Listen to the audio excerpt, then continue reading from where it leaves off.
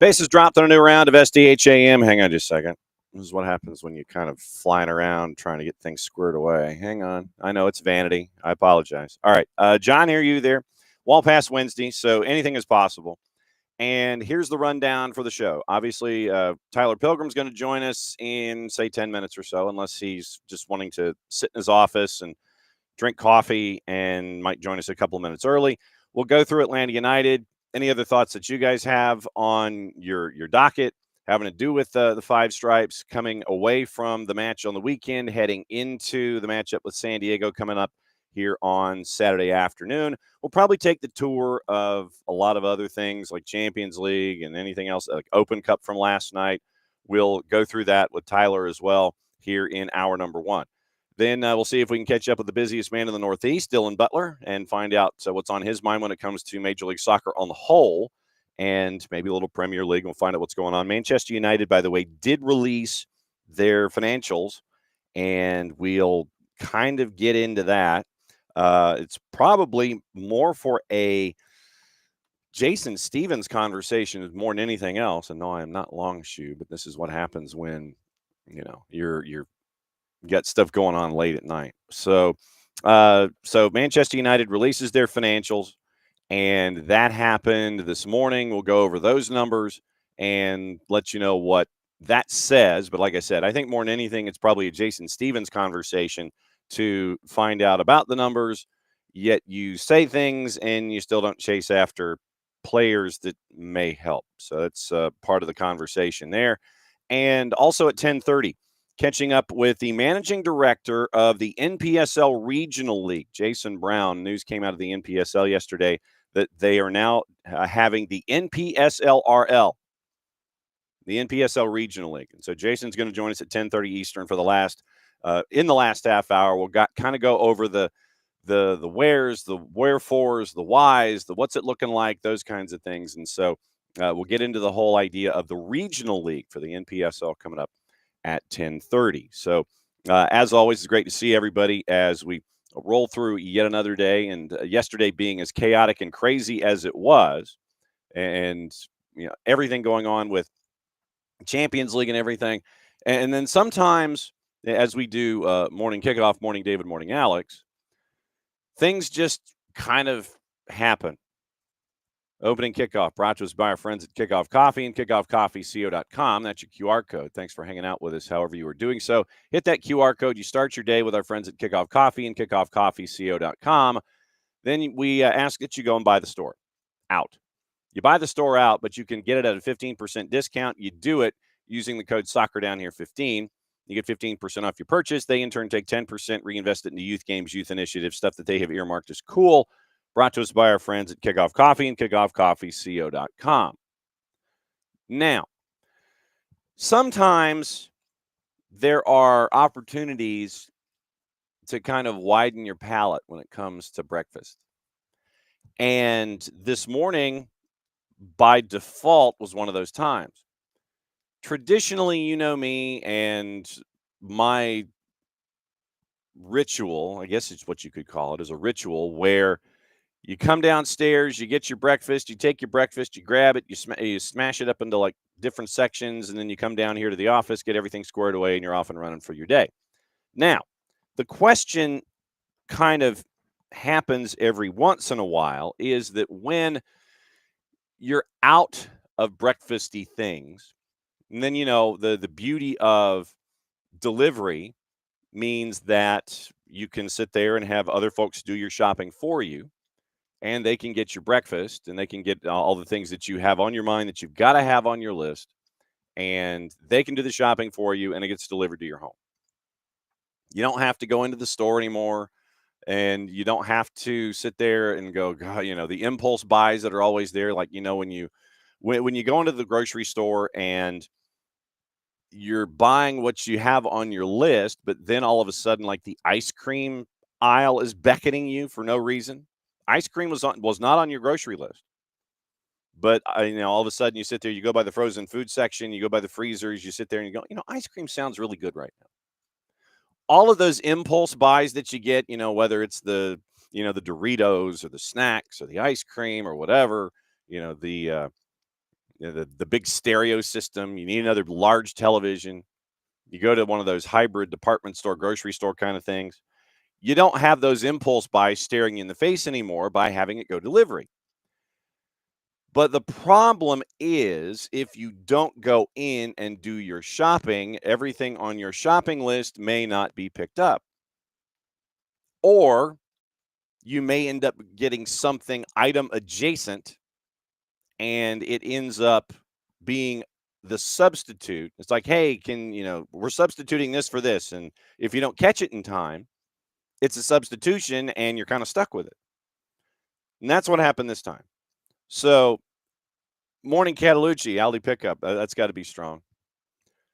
The reason that I'm mentioning all of this is that the particular store that's, just down the street, literally it's a half mile down the road. And we're, the boss and I are flying around and we're like really busy this time of year. You place the order with the department store and they'll have it, the grocery store, and they'll have it delivered. And then you're kind of at the mercy of the substitutions if you don't sit there and go, no, I don't want that. So then by the time it gets here, you're sitting there going, okay, this, they didn't get this. It's not on the list. Okay, this happened. What the hell is this? That happened with the breakfast delivery from the grocery store this time around when we had it delivered to the casa. And I'm a guy who, and the boss knows where I am when it comes to breakfasts and things. It's usually like, and it has to be stuff that can be either, cut up in pieces. So it's, a handful, or things that are easily grabbed that I can bring down here and I can, fiddle with it and try and prepare the studio and all this kind of stuff. So she gets, and this is, by the way, I'm absolving the boss of any and all of this. This is not her fault under any auspice or circumstance. So she requests the breakfast Danish, the thing that's about a foot long, and it's about 4 days worth of breakfast. You sit there and you can chop it up and you can have various and sundry lengths and things like that. So I prefer to go lengthwise, and it's 4 days. So it's basically an entire week of breakfast getting the Danish. So you get the Danish. Traditionally, it is, strawberry and cheese, raspberry and cheese, something like that. Apparently, the grocery store that we shop at, Morningdale, did not have the traditional flavors. And you end up with a Danish that is guava and cheese. I'm not kidding. For me, guava is not something that I'm going to go down into the fruit section of the grocery store and sit there and go, yeah, I think I'll take some guavas home with me and I'll snack on those. And that ended up on our doorstep yesterday. Instead of a raspberry and cheese Danish or anything like that, it was a guava and cheese Danish. And so I can guarantee you that Jarrett, Nick, and Jason, if not Maddie and Sophia, to just go ahead and say everybody here at the network, they are probably looking at that and going, they're sitting there going, okay, cool, that's fine. But knowing me, they're sitting there and probably laughing and going, oh my God, it's something foreign and John has no earthly clue how to address it. And partly that's true. The guava and cheese combination for a Danish was not something I ever had on a bingo card. Certainly didn't have it on a delivery sheet. But now that it is in the kitchen, it is something that, well, basically it's one of two things. And since it had, and this is, once again, this is the bachelor in me, where you have a breakfast choice. And traditionally what I do when the breakfast comes here into the casa, I will look at the expiration date and figure out which one I'm eating first. Because, you obviously you don't want both things to go bad. So you go and you find the one that has the earliest expiration date, and that's what that's what you're eating. In this particular case, it's the Danish. So with my assembly line of thought when it comes to having breakfast and getting ready for the show, I am having to sample a Danish with a taste pattern and a taste combination that I didn't know existed, ended up B, on our doorstep because apparently the traditional flavors didn't exist. in this particular grocery store, Danishes of all kinds, and they apparently didn't exist. No cherry and cheese, no cherry Danish, no raspberry Danish, no nothing like that. Guava and cheese we got. And so right now I am sifting my way through a guava and cheese Danish 2x4. And for the remainder of the week, I will be the one that will be giving instant feedback when it comes to the Danish in and of itself. I mean, Danishes are Danishes; they're fine. But you know me and my stock ideas of what what I want to eat, because I'm a perstickety 712-year-old guy. It's an interesting combination, and I'm still trying to figure out A, if I like it or not, and B, would I ever go back to it, or if it was stuck, and if I was stuck with it and I was forced to have it because all the other Danishes of traditional flavors were, unavailable, am I going to freak out, sit there and go, nope, nope, nope, nope, nope, and then, sit there and push it away and be like Mikey and Life Cereal and just kind of push it away and go, nope, I don't want it. Mikey hates everything. That's about me. Unless it is a traditional flavor, I don't like it, push it to the center of the table, walk away, and then just go away hungry. And that's the other part of it. Do you want to hear my stomach growling in the morning show because I didn't have anything to eat because the only choice I had was a guava and cheese Danish? So that's where we are. I am working my way through the notion of the guava and cheese Danish. So that's that is the big conundrum of the morning. Am I, in fact, going to continue to partake in this particular Danish combination? And like I said, I'm still trying to sort it out. It is I have this is probably, and I will say this, where and Alex, obviously, guava and cheese is an elite combination. Like I said, this is my first time. And this is something that is entirely foreign to me when it comes to a breakfast combination.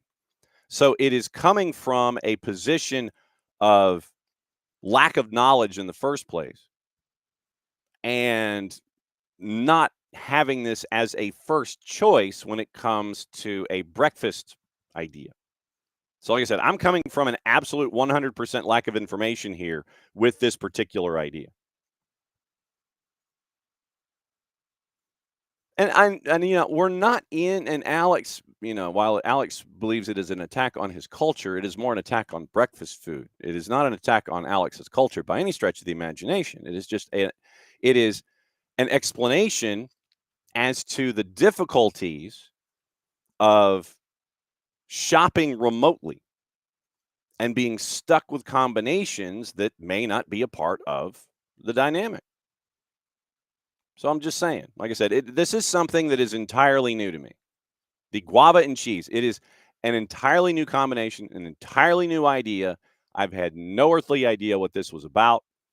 And because of lack of options, apparently, in the grocery store, this is what was substituted in. We didn't call it in time, and it's here in the house. So like I said, I'm still trying to sort my way through it. Do I like it? I mean, it's kind of there. I mean, it doesn't. Let's put it this way. And Alex, once again, this is not an attack on your culture. I'm still trying to get adjusted to the idea of guava and cheese. So, like I said, it is something entirely new to my palate and entirely new to my palate system. So we will continue to update you this week on this rather foreign breakfast combination for me, the guava and cheese Danish that was available at our local grocery store / department store combination, where sometimes the mark can be found on the wall, and so that was the substitution. I'm still trying to work my way through it. That's where we are. And by no stretch of the imagination are we in a gamey guava Danish era. And if we were, the second that I would end up recognizing that the flavor palette that I have been exposed to here would be in any way different, then we would be in the gamey guava Danish era, and it would end up going into the garbage can because you don't want that as a breakfast alternative. The second that it starts to taste that it starts to untaste or like it when it tastes unlike itself. That's where I wanted the negative to go. When it's starting to taste unlike itself, taste very foreign, taste off the rails, then we would be in the gamey guava Danish era. Not there yet. But like I said, I look at the expiration dates from what they bring from breakfast when it gets delivered, and I sit there and go, okay, I have to eat this first. And so right now we are eating the guava and cheese Danishes first. And I will continue to give you feedback over the next couple of days as to what I really think about it. I think today it was just, oh-ish, I've got to have some breakfast, and this is what's first in the deadline, so I've got to have this. So that's where we are. I am treading into uncharted breakfast territory with a guava and cheese Danish.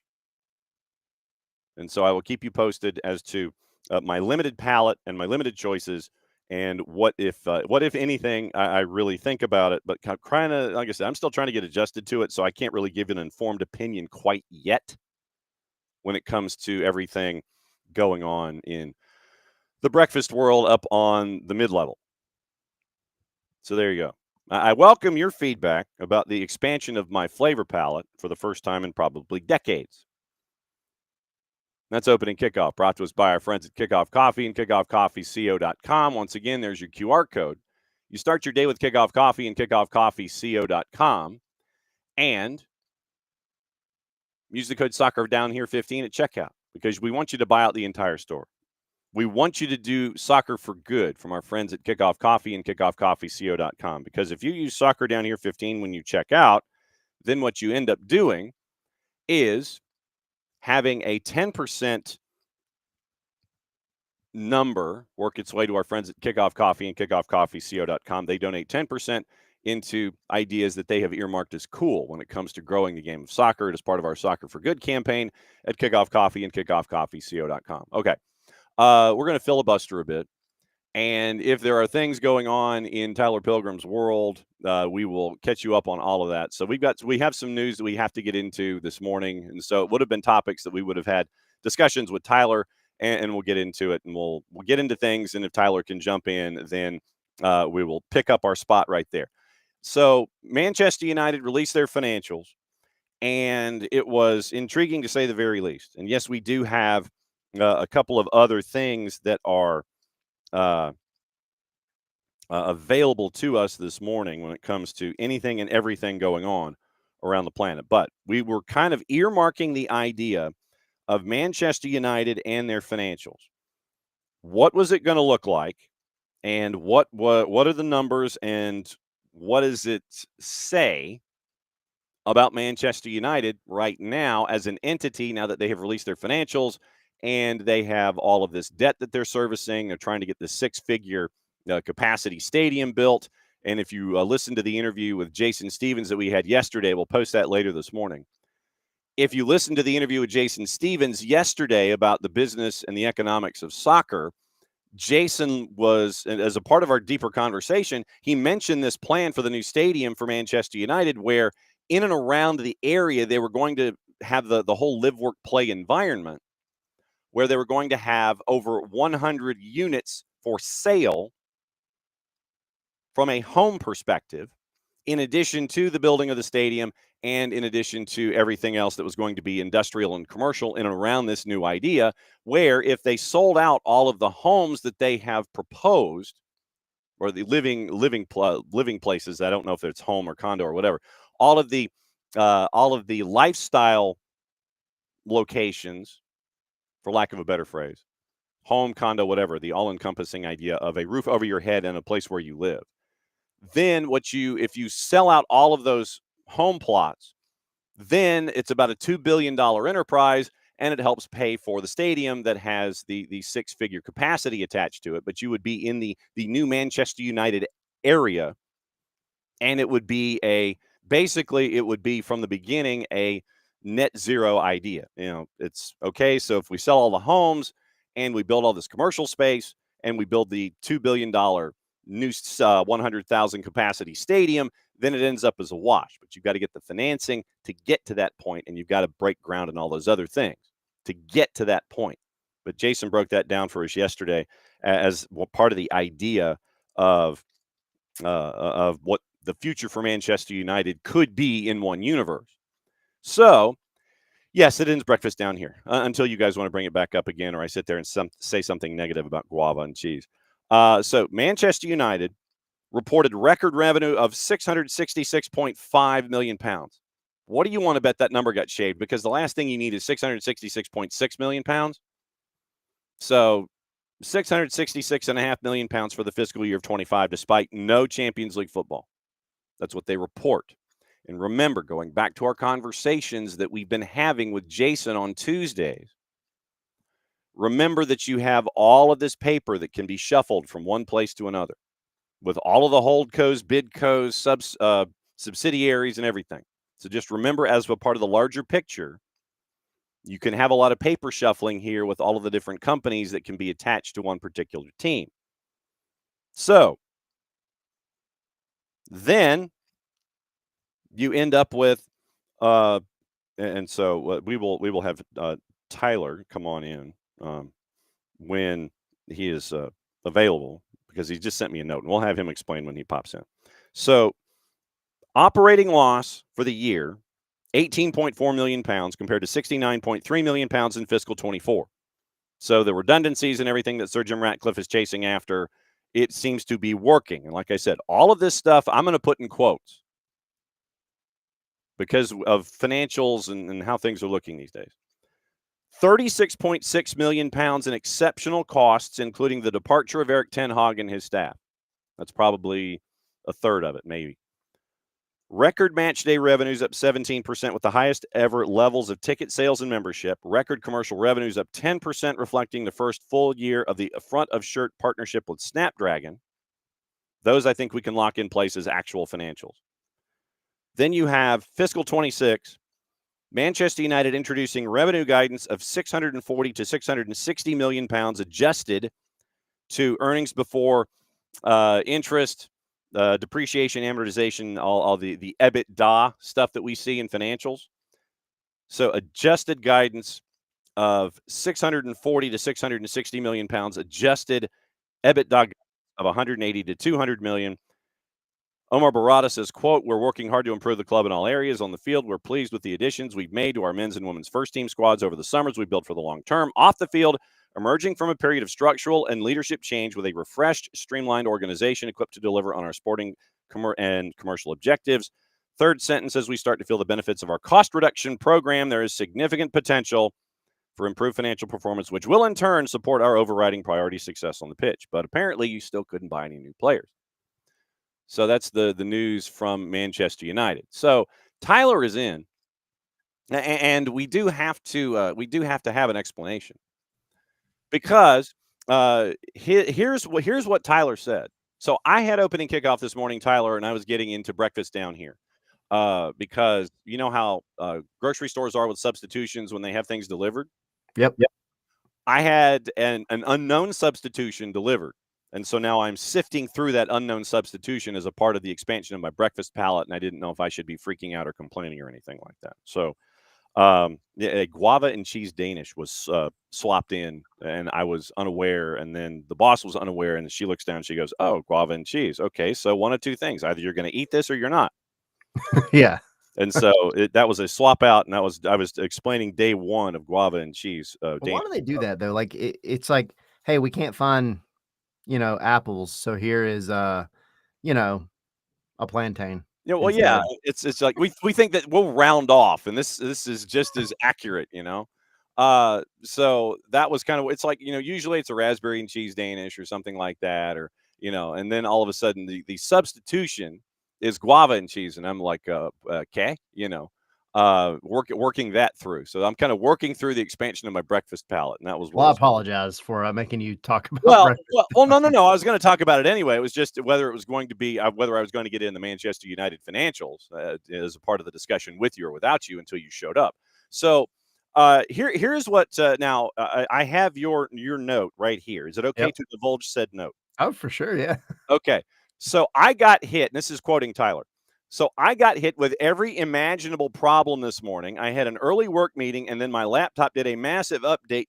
But, and he says, if you're still good for me to hop on, I'm on my way. And literally, it is a but that has 5 T's attached. Was it 5? Yeah, he goes, massive update, but if you're still good, I'm on my way. And so I said, yeah, of course, hop on in.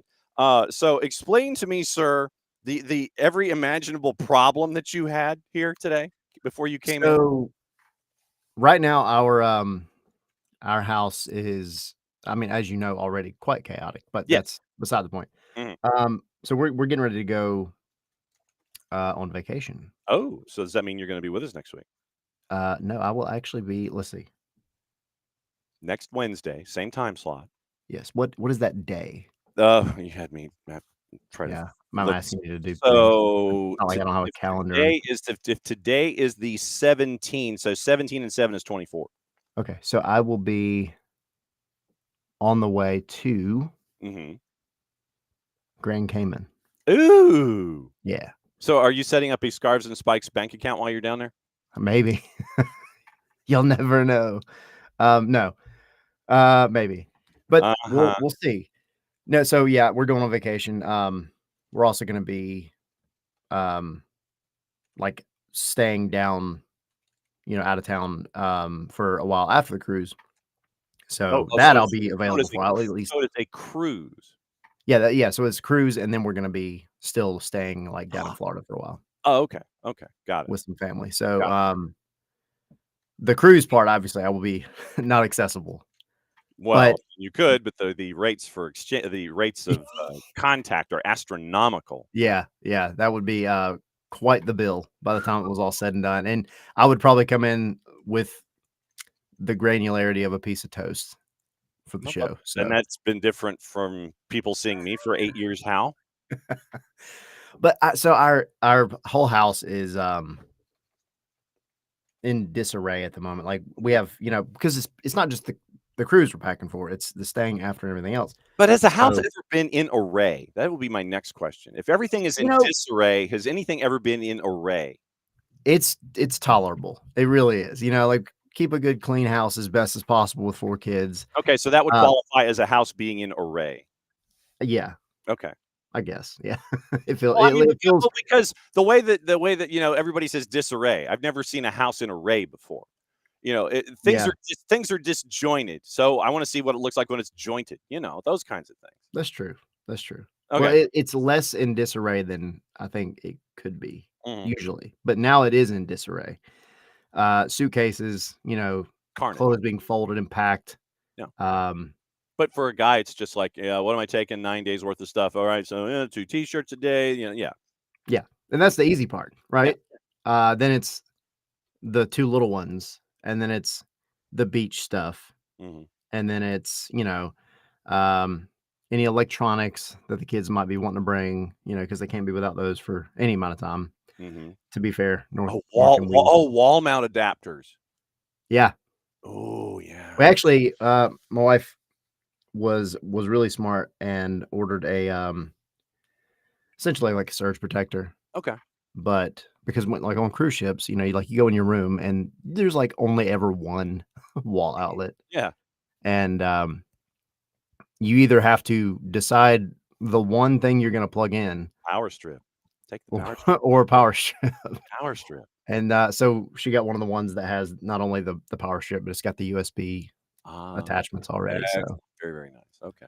yeah. Anyways, that's one part. Yeah. And then everything else, and then my Mac, because the big Mac OS update came out, I think yesterday, Hmm. and I was away yesterday. We took the kids to the aquarium and stuff. So I opened up my computer and I was like, hold off, and went through early part of work, and then got done, and it was like, all right, time for the update, and it was about I think it took about 45 minutes total Four to download percent, and then upload. What's four that? 4% Yeah, loaded spinning wheel and everything. yeah. Yeah. So anyway, but I'm Uh, here. yes, you are. But let's work backward before we go forward here. Uh, what has it been like over at SNS after the Columbus match, where it literally was a tale of two halves plus 3 added minutes, and you got to see what Columbus can be with everyone marauding forward, as Wilfred Nancy wants them to do, and you end up with basically a lot of cutback crosses and back posts and things going into the net. What has it been like looking at the first 45 and then taking the +3 in the second 45 from what we saw with Atlanta United? What is the tale of two halves been over at SNS? I think overall it's been the cause for a lot of uncertainty Mm-hmm. because I mean, if we're being honest, and there were some of us up in the press box moving around, and I'm sure everybody had this kind of conversation in one way, shape, or form. But the first half was about as bad as you could possibly get, Mm-hmm. and Houston, Chicago, flashbacks, all yeah. of that. But the problem with this one is you're coming off of a season that's been bad, Mm-hmm. and at least with Houston and Chicago, those were, I mean, there weren't other extenuating circumstances to the same degree anyway. Yeah. Um, and so it's like, man, I know what has been said publicly and what they want to do, but this is the type of job that legitimately, and it's nothing against Dyla, but this could be that type of game that gets somebody fired. Mm-hmm. And And it might and there's only so much that Ronnie can do. And then you're looking at those individuals on the pitch who are at this point of the season playing for futures, whether it yeah, is with somebody else, if you're talking about somebody who's at the end of a contract or has an option year or has years left on a deal, those folks that were on the pitch, it's another audition for them. And the first half of that audition didn't go well. The second half was kind of what I think a lot of folks have been expecting over the entire season as an arc. yeah, and I think you can look at the second half, and obviously there are so many things to analyze about it. And there is a lot of irony involved as well because it's like, in what game do you score 4 goals and still lose? And that's just the way 2025 has gone. But, to be fair, they did score 1 in the first half, but you get Yeah, my point. yeah, four in a row.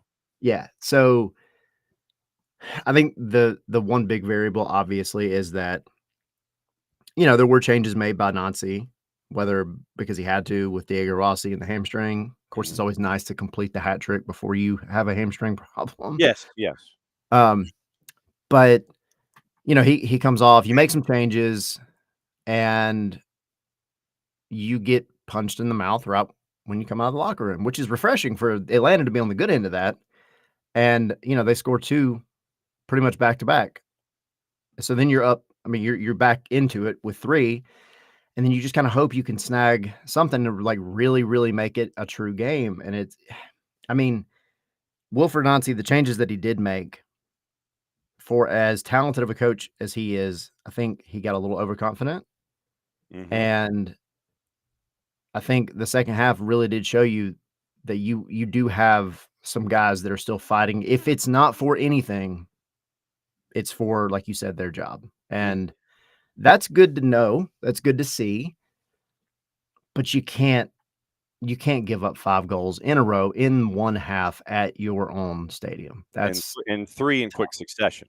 yeah, I mean, like, really, really quick. And that's not including the ones that didn't count. Mhm. So, The 3 offside calls, yeah. yeah, and so, yeah, I just think as far as how everybody's been reacting that I've seen, fans, Scarves and Spikes, Discord, everything else, like, I mean, look, being completely honest from what everybody has said, like, there are not a lot of people that really want Ronnie Dyla to be here next year. That's just coming from all the places I hear it. Um, But I then you're getting into the chicken and egg argument. Yes, you are. Again, And there's only so much that a staff can do to get you prepared for a game, and then it comes down to those players that are out there trying to implement your game plan. And then Ronnie did say to Maddie after the match, and then I imagine to everyone in the room, that they changed their formation. They go to a 5 at the back, 3, 5-3-2, whatever you want to call it. yep. And then you see how things change for Atlanta United.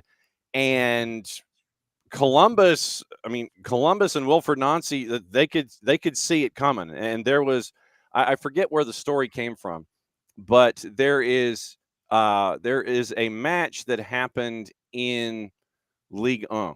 I think it was in Ligue 1. And it is legendary in French football, where you had a team go out to a really big lead, and then you had the team come from behind and actually come back and win. And so Wilfred, knowing that piece of history, I think in the second half, as things go to 5-2, to 5-3, and to 5-4, he's gripping over there on that sideline, because you could tell that he was uncomfortable. And I think that match and those kinds of comebacks, they're in the back of coaches' heads sometimes. And I know that second half is what 17s have been clamoring for all season long. It's just like, get after it, and shoot and shoot and shoot. And you see Will Riley, shoot, and we don't have an injury update on Will, but you had them in shots in the first half. You had them in the overall after 90 minutes. So it wasn't like the effort offensively wasn't there. It just wasn't, once again, creating goals. You had them in shots, on target. You had them in that way for the full 90 minutes. Obviously, defense, we can sit there and pick it up and put to the side because of, and I got the goals. So 14, 17, and 25. So the first three were in an 11-minute period. The first two from Diego Rossi, and then Abu Ali in the 25th. And then you get to Herrera in the 30th. So it's 3 and 11, 4 and 16, all 5 and 25. And so that's what you're staring at with Atlanta United. But that second half, Wilfred Nancy was uncomfortable on the sideline. And I think that a couple of things. One, you've got those kinds of things in the back of your head. Two, if you gear down in Major League Soccer, it is difficult to gear back up. Yep. And we saw that with Columbus. And three, I think that you saw the difference in an Atlanta United team when you don't have a healthy Alexei Miranchuk, who was nursing a bone bruise that he picked up in the international window, and you don't have Bart Sleesh there in the midfield as well, helping you out on both sides of the ball. I think that was the other part of this. Subset point 3, paragraph 2, no Miranchuk for 90, no Bart at all. Yeah, and I think as far as not having Bart, you had Alzate, who, if we're being honest, anybody related to the defense for Atlanta in the first half did not do well. Yeah. At all. And you look back at some of the goals that were scored, which is a wild thing to say about the first 35 minutes or whatever, the goals that were scored. Yeah. There were multiple balls that were sent back through the box that got back crosses. Yeah. Yeah. In the positioning was just a step and a half off by everybody.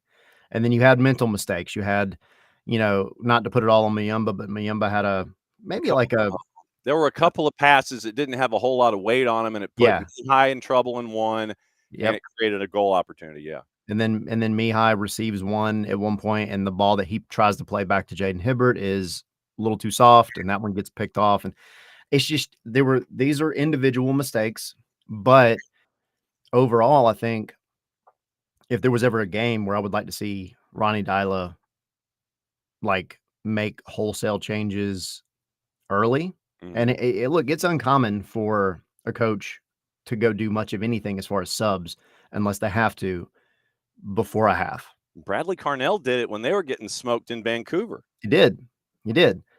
This one, I think I would have loved to see him switch to the back three, because I think everybody saw it's not just that Columbus was scoring goals. It's that they were, after the first 5 minutes, they were pretty much at will getting into the box or close to the box. So I think a back four should have been able to handle the individual mistakes a lot better, because they were just that, individual mistakes. But I think switching to the back three way earlier, back five, whatever, would have just slowed Columbus down a little bit and maybe helped out with some of those kind of individual mistakes. Yeah. But it's neither here nor there. This would have been a game when I would have liked to have seen the changes much, much quicker. And to his credit, he did make the changes at half, and I would love to see / hear what halftime talk he gave. I know.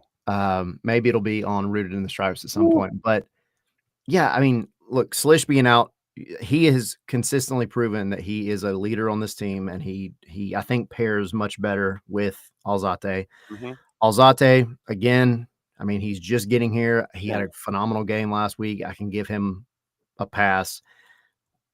Tristan Miumba struggling. And then Stian and Mihai make uncharacteristic mistakes. But, like, again, if this weren't whatever it is, 29 games in to the season where it doesn't feel like things have really taken a step forward in many ways, it feels like excuses.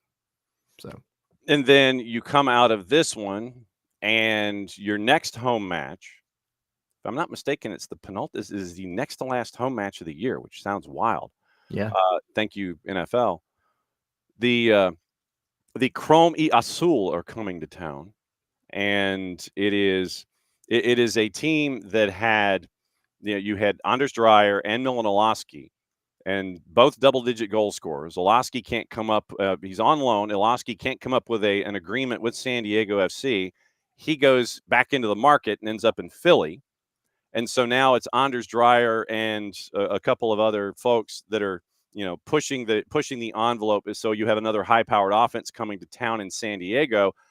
I'm intrigued because, hey, they're the new guy, and I want to see what's going on. I don't know which version of them I'm going to get. Am I going to get the one that was the first time through the batting order for Mikey Veras? And it's like, okay, what do we do and how do we go up against these guys? Or the one that's been through the second tour of the batting order where you kind of are hamstrung offensively, and probably everybody looked at the playbook from last weekend and the game tape against the Loons, where Eric Ramsey's like, ball has cooties. I don't want it. You got to do with it. And then you're clinical. And by the time it's over in the second half, it was goalless. At one point, finished up with a 3-1 final. I don't know what San Diego team I'm going to get, even though I know what the headlines are coming in. Yeah, but I think the biggest thing with San Diego is even the moments where they've maybe taken a slight step back in terms of like their results, they figure it out pretty quickly. I think, like I've said it most of the year, but to me, San Diego is playing probably the most fun soccer to watch in the entire league, and they're good. And I think they have a recipe for success because, and maybe I'm saying that because it reminds me of 2017 and 2018 Atlanta United in a lot of ways. So, but I mean, you look at the Supporters Shield standings; they're right there. They're 1 point behind Philly. So I think they're going to come in looking at an Atlanta team that just gave away 5 in the first half, against a Columbus team that actually has been kind of struggling themselves. They're going to look at this and see blood in the water. Yeah. So I think if I had to pick which version you're going to get, I think they're going to come in hot because they probably think of this as a gimme game, which of course means that this is going to be the game that Atlanta plays like Prime Madrid, but that's just how it is. So I don't know. I wish I could see this game. I don't wish it more than being in the Caribbean, but I will say, like, I always like to see the new guys come in, and I have been impressed by what I've seen out of San Diego. So this one for Atlanta, this is not going to be easy by any means. Right. So sorry, I'm going back and forth with a possible guest having to do with San Diego. And you were all good. Yes. So Open Cup last night. Yep. It was Nashville and Philly. And we know one of the teams that's going to be in the final, and this team has to travel for their championship game to determine Open Cup winner. And considering the crowd at Geodis last night, you kind of were hoping, even if you didn't know who was going to be the home team in this, that if Nashville won because of the crowd that was in Geodis last night, or that wasn't in Geodis last night, it was probably one of the few times you probably could get a good parking space over at the Speedway. Yeah. I give the architects a lot of credit for this, where the seats at Geodis are the combination of the white, the blue, and the yellow from the uniform, from the jersey. So you can't tell if there's somebody in the seat wearing Nashville SC gear or it's an empty seat. But they stayed out of the upper deck. Yep. Because no one was in the upper deck at Geodis last night.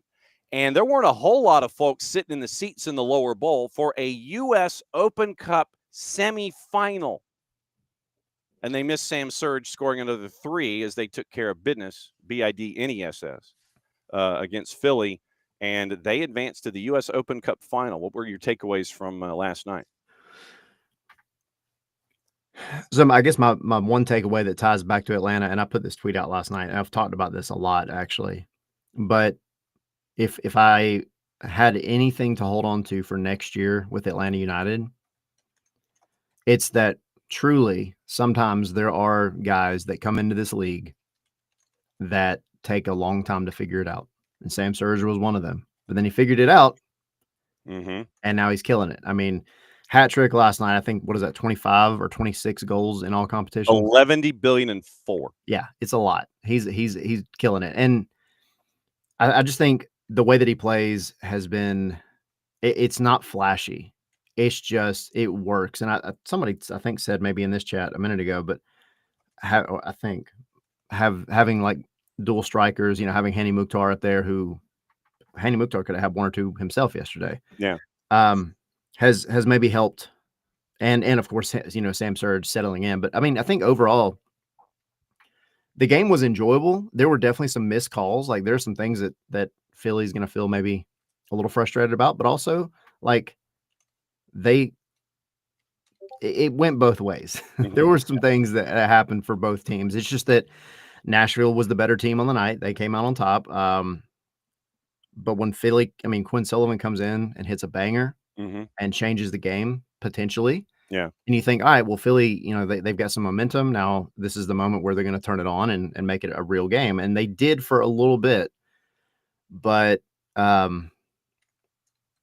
think it was a fun match. I just think it was a shame that there weren't a ton of people in the stands. One of my favorite parts of the match, though, was actually, I think it was when Nashville still had 2. It was definitely before the 3rd goal that counted, but there was a transition moment, and I forget who took the shot, but Sam Surge falls into the ball in front of the goalkeeper, and it dinks off of his leg and into the net. Like, it would have been blocked by the keeper, and had he not been offside when this ball was kicked, it would have been one of the most hilarious goals in the history of soccer. It was so funny to watch. So the only thing missing would have been like yakety sax playing. Yeah, I literally turned, like, my wife and Raiden were in the room, and I was like, this is like some Dukes of Hazzard. This is ridiculous. So Surge sliding across the 6, kind of like Bo and Luke Duke getting into the General League. Yeah. So. Oh, man. But no, I mean, I think the better team won last night for sure. Philly, I mean, look, you were kind of hoping after getting mollywopped this weekend that was all because, hey, like, we're just getting ready for the Open Cup and we need to go make this match a success. And they banked on that, and it did not work. So there goes that opportunity. Yes. At a trophy. Now they're still at the top of the Supporter Shield standings, but I mean, they've got to win some games. You have, let's see, Minnesota, Cincinnati, San Diego, all literally on their tails. So, I mean, if they want to lock down the Supporter Shield, they have to get back to winning. And these past 2 matches, they have not looked good. Yeah. So. Yes. And then it also ruined my prediction. I thought Philly was going to win. But. Yes. Let's see. So then you've got the second half of it going tonight. Yep. And what was your prediction in this one? This one I said Minnesota. So I'll tell you both. Last night I thought it was going to be Philly 2-1 over Nashville. And then tonight I thought it was going to be Minnesota and Austin 1-1, and then taking it to penalties, and Minnesota would win. Okay. After them not playing any kind of offense for 90 minutes at all, period. It's just like, yeah, we're good. Yeah. Just go ahead. Just charging it up, waiting. Yeah. Just charge. Yeah, it's like you're. It's like no, my team's updating. We'll be back with you in 90 minutes or so. Yeah. But like I said, Minnesota overall, I mean, is the better team than Austin, if we're being honest. But like Austin's just happy to be there, which, because it is the Open Cup, is naturally why they're going to go and win like 4-0 tonight or something. Yeah, so nothing like that. Last night you had a rematch of sorts with Messi and friends hosting Seattle down at the Erector Set. Brian Schmetzer looking at his lineup from the weekend, ends up on a quick turn. He rotates the ever-loving you-know-what out of it. And you kind of got what you expected with a rotated lineup because you've looked at what he did on the weekend and you're like, okay, so you really didn't sub a whole lot of dudes. So the dudes you didn't sub in are going to be the ones that you start, plus what you have at the back line. And Messi and friends get 3 points back from one of the matches that they had in hand. Yeah. And I think most importantly is anybody that tuned into it didn't get the WWE rematch. Well, but I figured that Suarez, your number one heel, wasn't going to be a part of it anyway. So you Yeah. got your number one villain who's not allowed in the arena. Yep. He's not allowed in the arena tonight, and you see him out on the parking lot sitting there, having a cookout or something, Part of the tailgate. Yeah, part of the tailgate, so and that's what I would have anticipated. Suarez is kicking back in one of the supporters lots, out by the airport runway. Yep. And Opening beer cans with his teeth. he's just kind of hanging out there.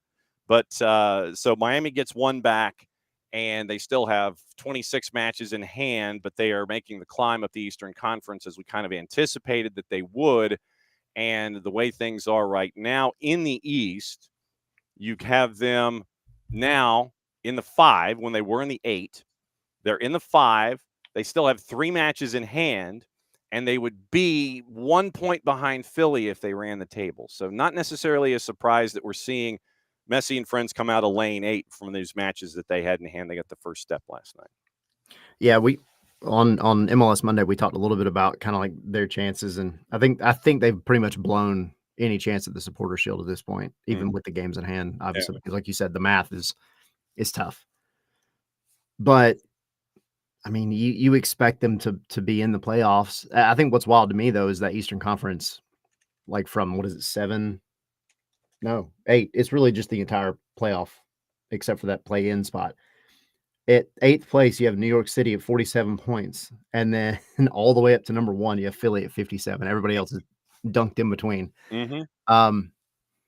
It kind of goes with the theme of the Supporter Shield as well. Like, to me, this is actually taking Atlanta out of it.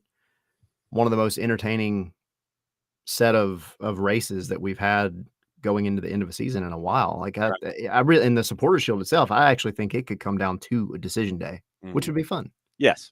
And I think it'll also be fun in MLS Next Pro because we'll see the same thing with Atlanta United too, with the craziness that's attached there. So how those goals, by the way, I know I hate that it ended 4-2, but the 2 goals that Atlanta scored were bangers. Mm-hmm.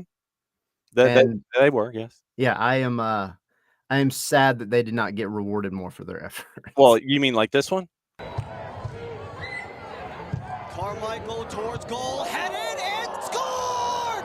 Oh my goodness! The Scorpion backheel opens the scoring for Atlanta!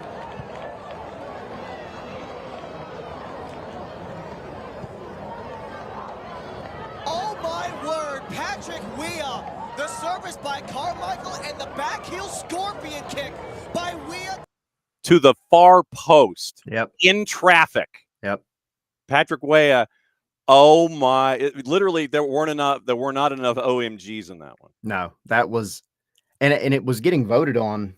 Yeah, they finished second. We were trying to make a late push, and there was a late push, but Husakivsky from Chattanooga FC got the win, which is wrong. But anyway, yes, no hate, but no, it's just an incorrect decision. Yeah.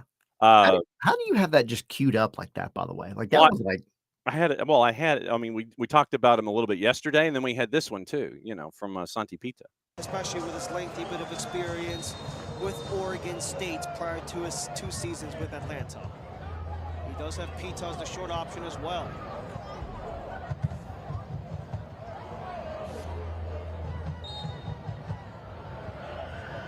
Short to Pita.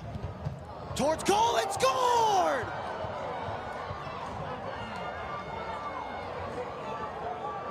Atlanta, amazing 2 times over. First, the diving backheel from Weah and a rocket from Santiago Pita.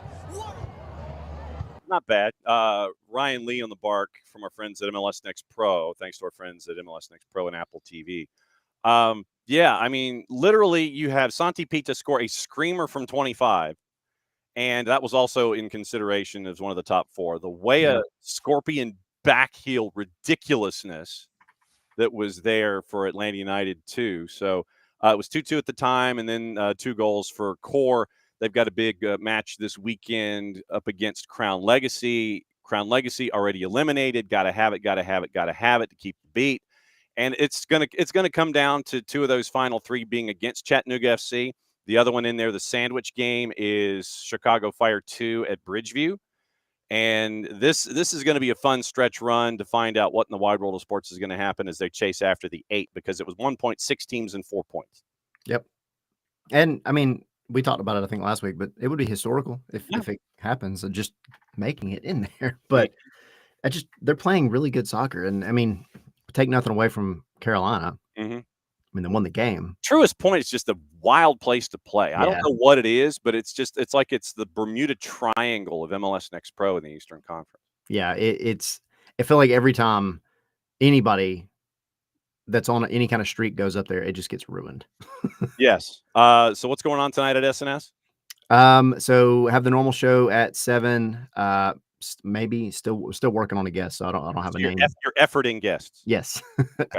So, but that'll be at 7, and we'll be chatting, everything else that kind of, I guess, putting a bow on everything that happened this past weekend, and then looking forward to San Diego.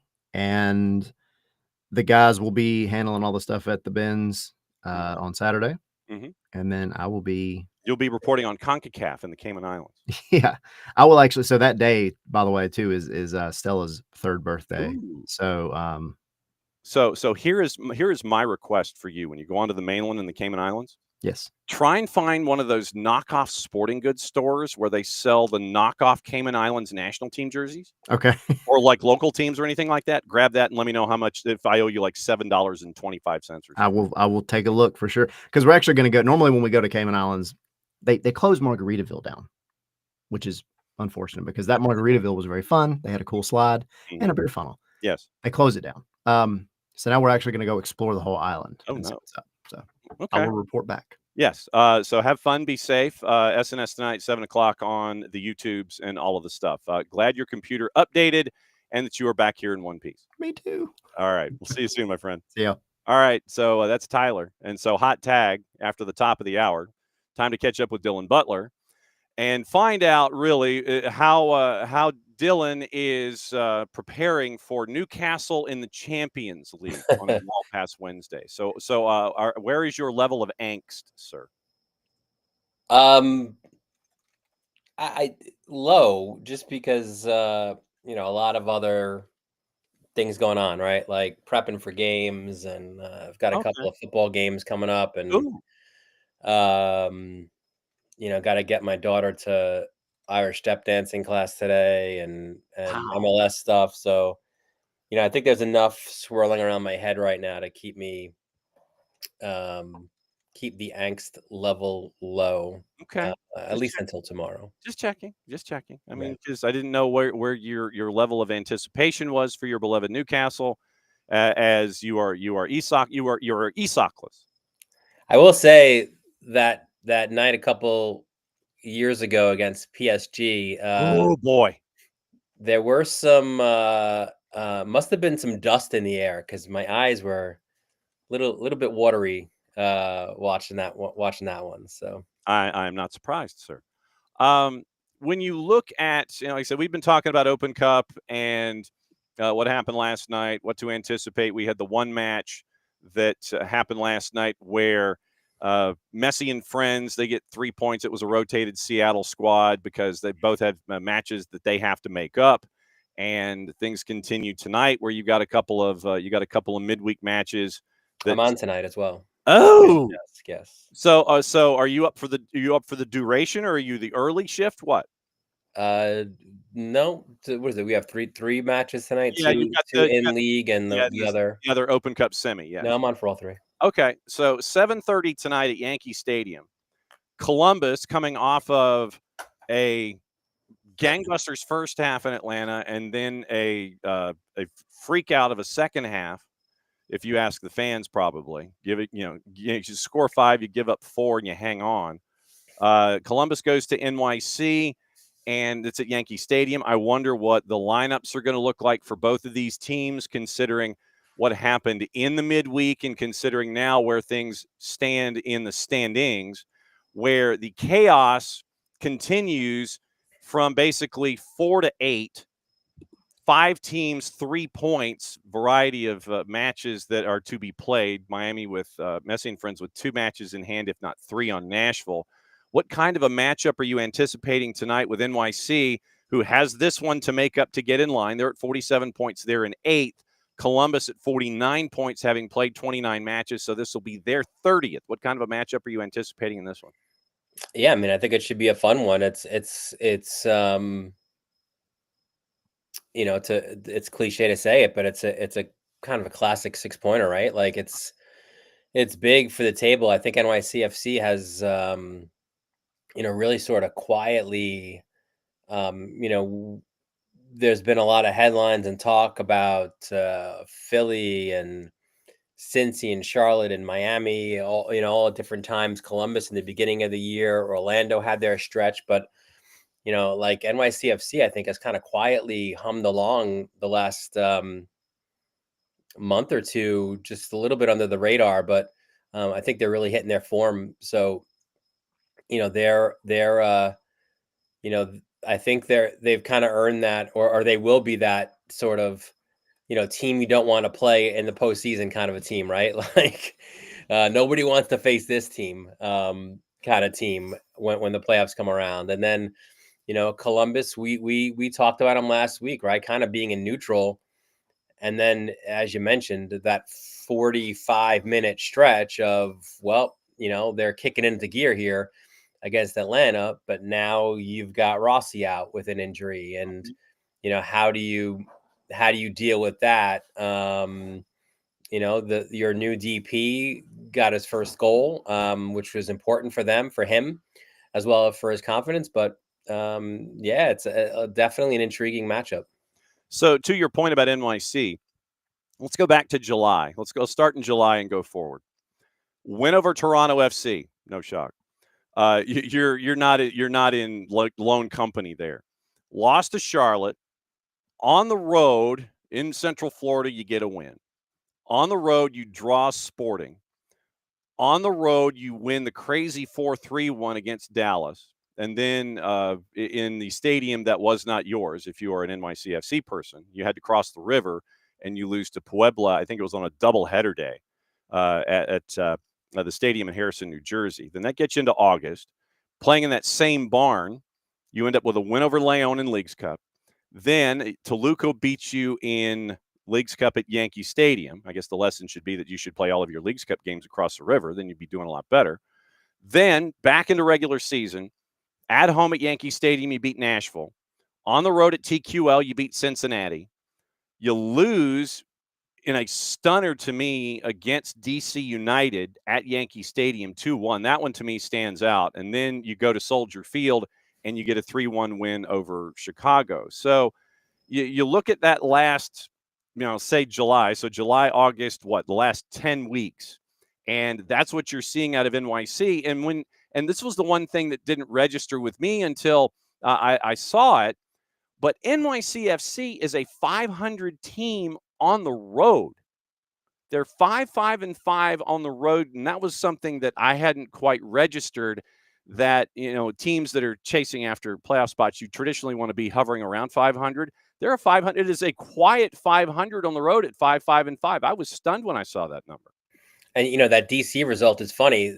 DC has been doing that, right? Lately to teams like, that, being the spoil the party a little bit, right? Like upset the apple cart. That's what they have to play for, and they've gotten those results these last few weeks as well. So, if you throw that one out, if you're NYCFC, another huge game on the road at Soldier Field, and obviously got the job done, right? A tough loss for Chicago, if not for another Red Bulls loss in Portland, right? So they kind of stay alive there above the table. But I think NYCFC again is that team. And like you said, if they don't get a top 4 spot and home field advantage, well, they're going to be pretty comfortable, I think, going on the road. Where if they go to Cincinnati, if they go to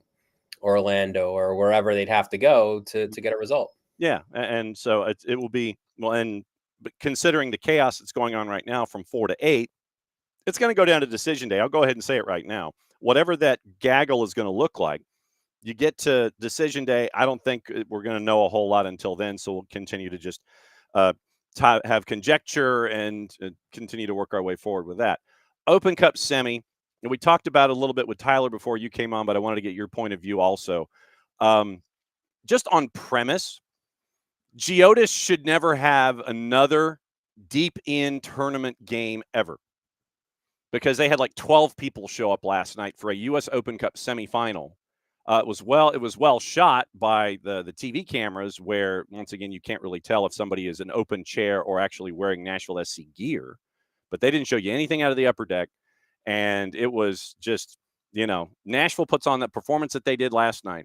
Sam Surridge gets another Hattie, and they're going for a U.S. Open Cup final. Philadelphia, after getting thumped in Vancouver, lays another egg. They actually finally scored in the month of September last night after getting thumped in Vancouver, going to Nashville, finally getting an by the way, and making it 2-1. They lose 3-1. But Philly is kind of, I don't know. Philly must have gone over a spike strip or something, because they are really hurting right now when it comes to the offense and getting points on the board. Yeah, I think there's, you lose 7-0, and obviously that immediately raises questions, but the caveat to that 7-0 would be like, well, their eyes are half on this big game coming up. All right, no problem. They rotated some guys for the big game coming up in the Open Cup semifinal. Okay, all right, we can maybe throw this one away. Yeah.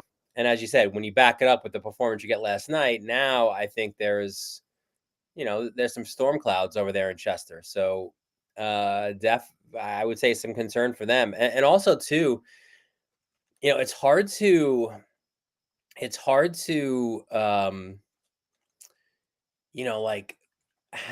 put all your eggs in like the Ty Baribo basket when he is so streaky as a scorer, right? So you can't rely, he can go 6-7 games without a goal and then score 5 and 3, but you need it, or you need a secondary guy. And they really haven't had that, right?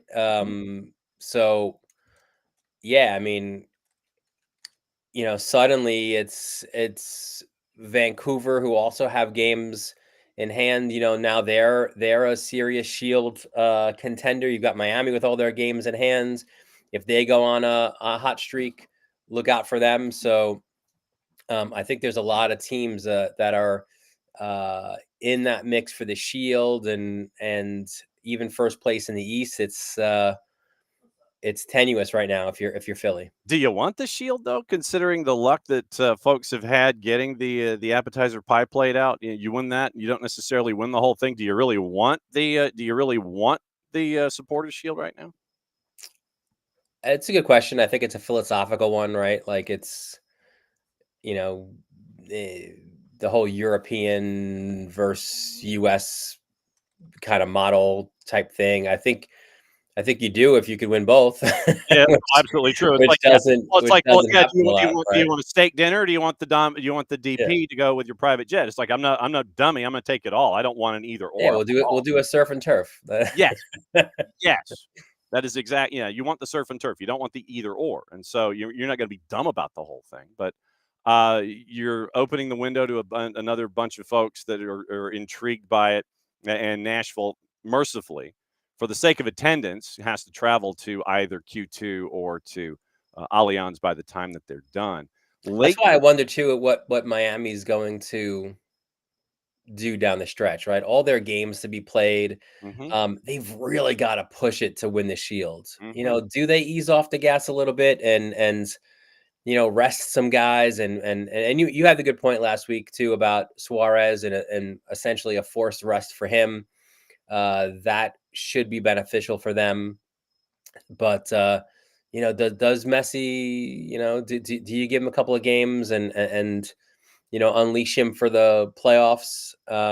That's the one that they've been missing. So um, I think it'll be interesting. Obviously you hear Mascherano, and he gives you the coach speak. Every game is a final. We have 7 finals left, but you do wonder, if they falter a little bit Mhm. in a couple of these games, do they just now ease off the gas and head into the playoffs relatively fresh? Yeah, Danny Higginbotham came on Friday last week, and he offered an alternative theory on Luis Suarez, and I give it as much credence as we give our theory, where Danny said that a guy like Suarez at 38 is a rhythm guy, where because of his physical ailments and having to manage them, he needs to be in that rhythm of playing and playing and playing, so his body is used to all of that damage and abuse and everything that happens on a game by game basis. If he, and this is, so what I will do is I will put this in our spot shadow for Messi and friends after the suspension ends after this weekend. If the engine is a little slow in turning over for Luis Suarez, we probably find out if he is in fact a rhythm guy or if he did enjoy the 3 matches off. So that was an interesting alternative theory from Danny. Your point about the schedule. Here's the run in for Messi and friends, and it is 4 matches in 11 days to finish this month. It is at home on the weekend to take on DC United. Then City Field. No word if Gary Cohen, Keith Hernandez, and or Ron Darling will be on the call for this one. But NYC and Messi and friends at City Field a week from today as they continue to make up all of those matches. Then next weekend, they're in Toronto to take on Toronto FC. Then to wrap up the month, again in all of this midweek stuff, it is on the 30th, they host Chicago FC at the Erector Set in South Florida. Then that gets you to the following weekend, which is the last of the makeup weeks, where New England visits the Erector Set, and then they're caught up with 2 matches to go. 6 matches in the month of September, midweek weekend, blah, blah, blah, to get you to this point where you're caught up. I could see some rotation, but I think to your point, I think you start out hot, you go with your max lineup, you figure out what you're going to do, and then if you see that the margins start to widen a little bit, then you dial it back.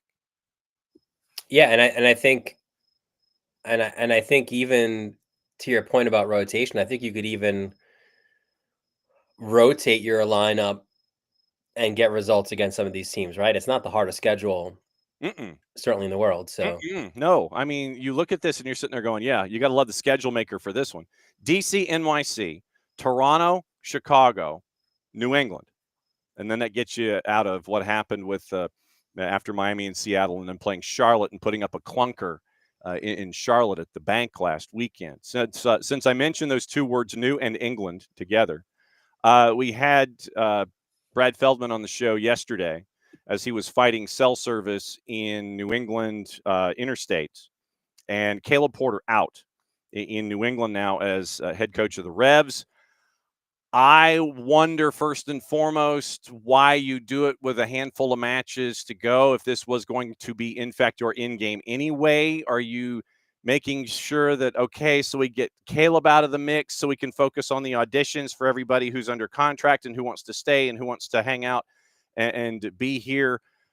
Or do you wait until the end? I know it's a philosophical thing, and Kurt and Alpha probably talked about it a lot yesterday, but Caleb Porter, not even going 2 years in New England before he's let go. yeah, I mean, I don't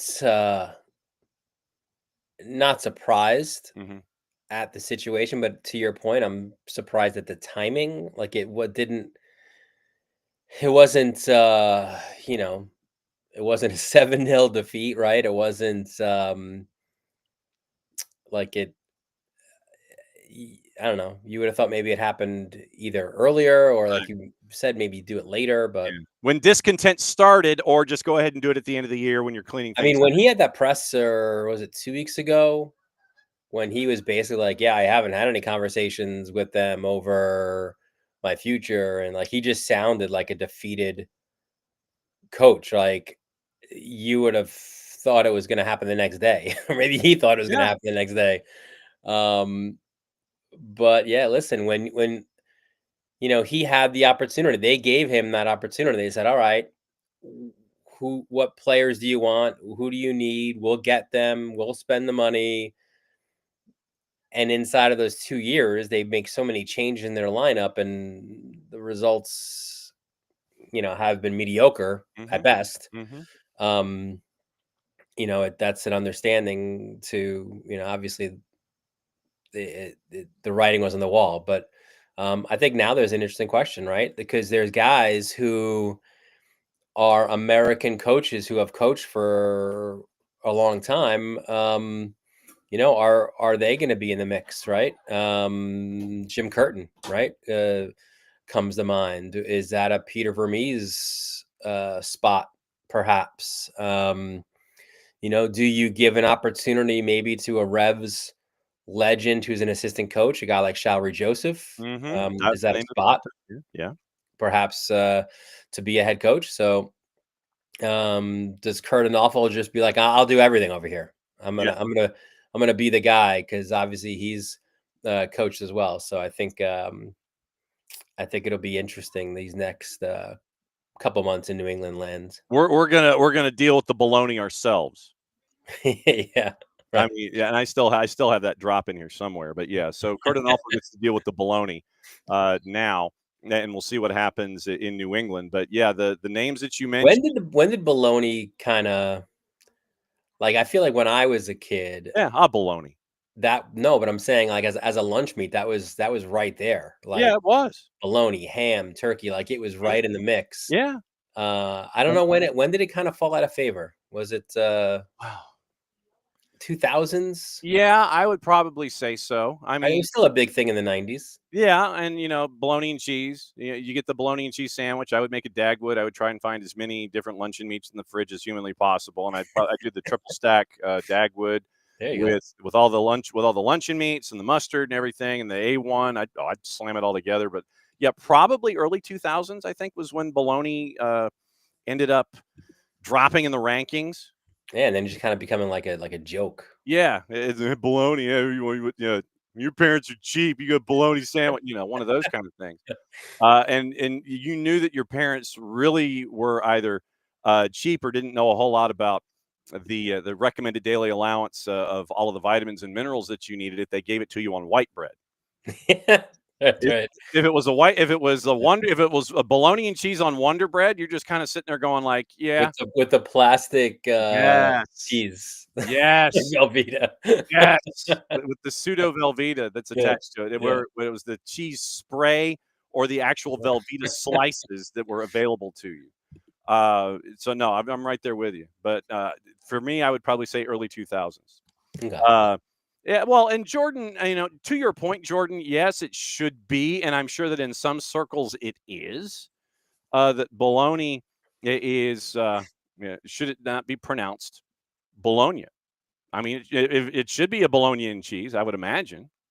Imagine that city's like, this is what we're known for. Really? This is us? Seriously? This crap lunch meat that used to be popular. Mm-hmm.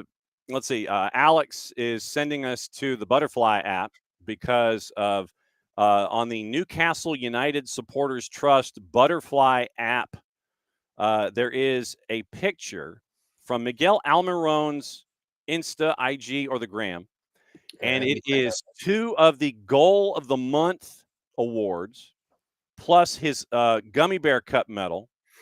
And it is a note from Miggy saying, grateful to have received this medal. It brings back so many great memories. Thank you to Newcastle United, the staff, my former teammates, and of course, the amazing fans. Your support has always meant so much to me. You'll always have a special place in my heart, and I'll always be supporting you.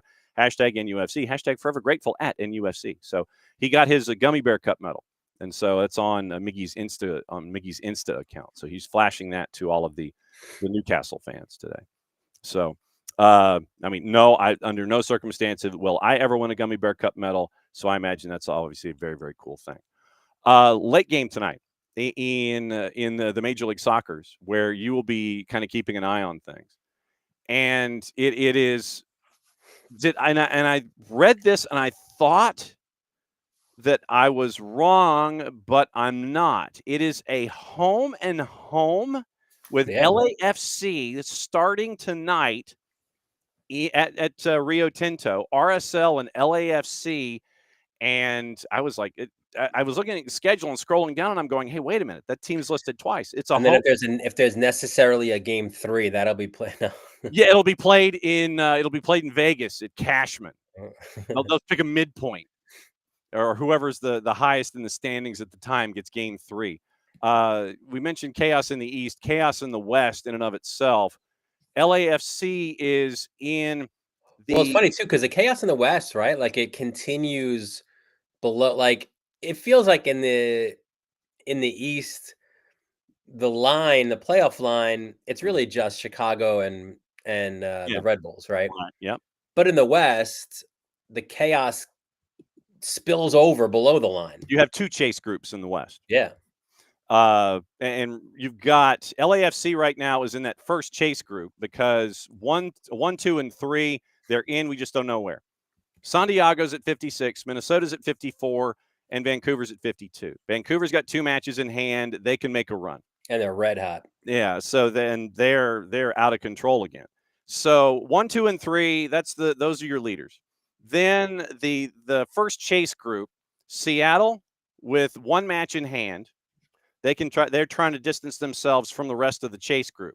LAFC's at 44, but they have 2 or 3 matches in hand. Portland's at 42. Austin's at 41. Colorado is 8 at 39.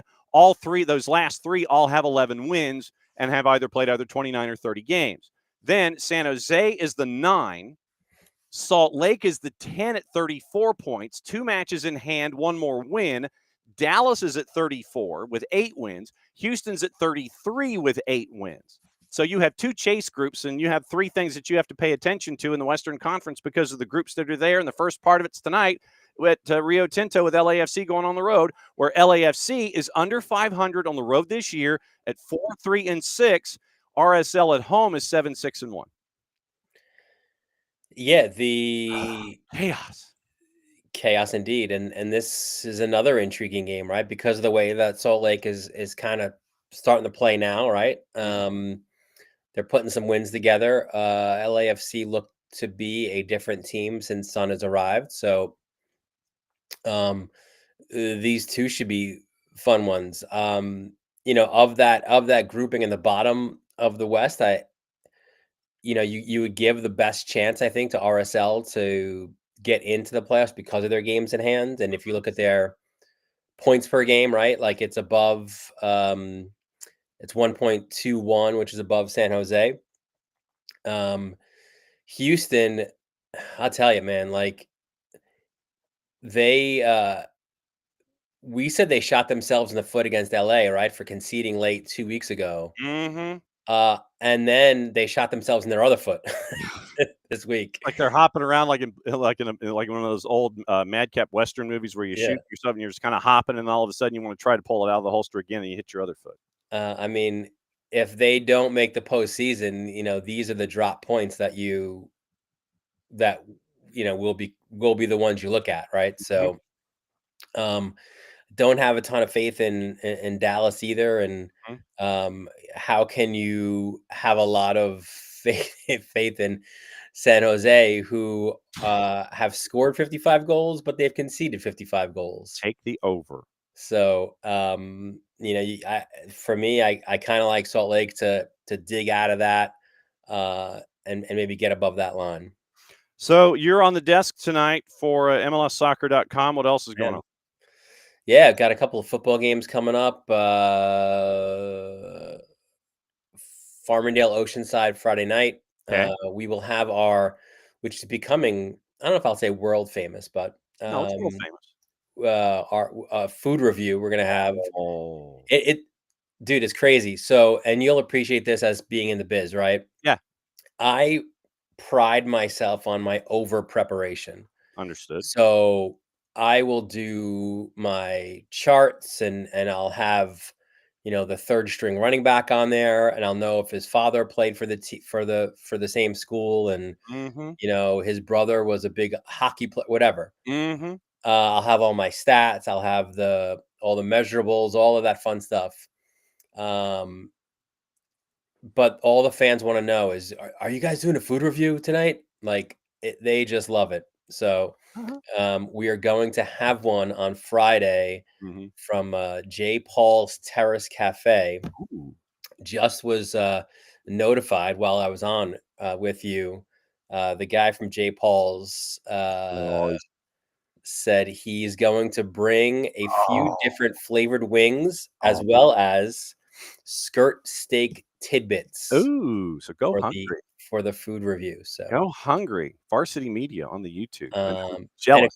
a cool thing that happened for this week as well, that you'll appreciate as well, is just got notified there's going to be some Hofstra sports coming on MSG network, which Ooh, includes some soccer games, and I will be an analyst on a couple of the women's games, as well as one men's game as well. nice. We'll let you know when that pops on. Yes, so we can watch you on MSG. As always, my friend, great to see you. Hope you get to the dance lessons in time, and may we all learn about the 2s and the 4s. What's the mug today? We're going Yankees. We're going. Yeah, of course you are. Yes, you're chasing after Toronto in the AL East. The most Jekyll and Hyde team. It's ridiculous. They either lose 10-0 or they win 10-0. There is no in between. No, there isn't. So as he sips from his Yankees mug and he's ready for the chaos in the AL East, we'll catch up with you soon, my friend. Enjoy Varsity Media Friday night. All right, buddy. All right, there goes Dylan. All right, now it's time to do the hot tag. And now we go to news and information and life in the NPSL. And for this, we catch up with the managing director of the NPSL Regional League, Jason Brown. And I imagine that Jason is joining us from Ohio, where he has been leading the Ohio Valley Premier League for the last 6 years.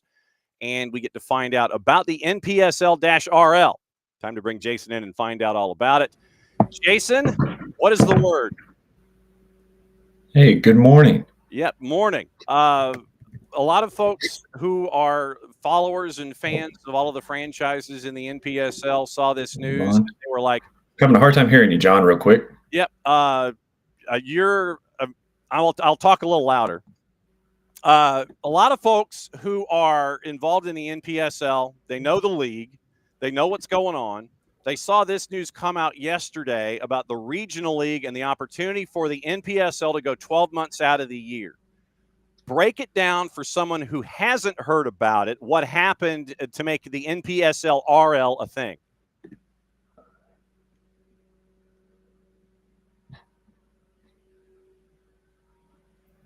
Jason, you got your ears on.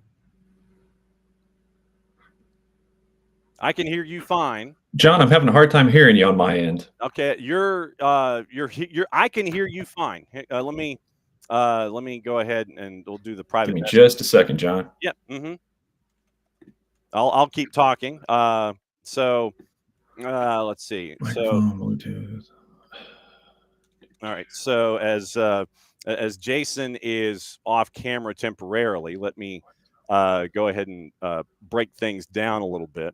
And yesterday, the NPSL came out with an announcement where the NPSL-RL is now up and running. Let's try it now. Jason, can you hear me? Hey, we are all good, John. There we go. Excellent. All right. So yeah, no worries.